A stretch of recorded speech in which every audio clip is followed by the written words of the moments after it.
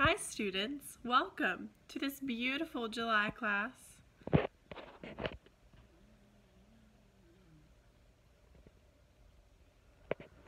I hope you both are excited for class today. Today we're going to discuss chapter 28 of the Schopenhauer Cure. This chapter starts out with asking, was Schopenhauer always this pessimistic? Let's see. Schopenhauer started his writing career in his early 20s when he wrote The World as Will and Representation, which was published in 1818. He was such a young writer. Then he wrote a supplementary volume in 1844, and this work offered understanding about multiple ideas, including logic, ethics, perception, science, mathematics, beauty, art, poetry, music, the need for metaphysics, and man's relationship to others and himself. Many philosophers believed that, other than Plato himself, Schopenhauer had more good ideas than any of them. He frequently expressed wish and expectation that he would be remembered for his grand opus. Late in life, he published other significant works, which included a 2-set volume of philosophical essays and aphorisms, whose book title translated from Greek, meaning leftover and complementary works. He had so much information to disclose to all of us.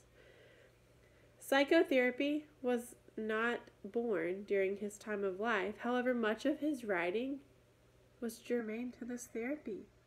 His major work began with a critique of Kant, who revolutionized the idea that we constitute rather than conceive reality. Schopenhauer believed that we could never know the thing in itself that Kant often talked about, but he did believe that we could get closer to it than Kant himself thought. Schopenhauer believed that our own bodies helped us, as they are material objects. This is something that Kant had never even thought about. His own body. They exist in time and space, and each of us has an extraordinarily rich knowledge of what our own bodies can do. This knowledge is not from our perceptual and conceptual apparatus, but direct knowledge from the inside, from our feelings. From our bodies, we gain knowledge that we cannot conceptualize and communicate because the greater part of our inner lives is unknown to us. It does not break into our deeper conscious, as this would be more disturbance than we could handle. This sounds a lot like that Freud guy, doesn't it? Freud? Yeah, he wasn't even born yet. This all happened 40 years before Freud was born. How smart was Schopenhauer?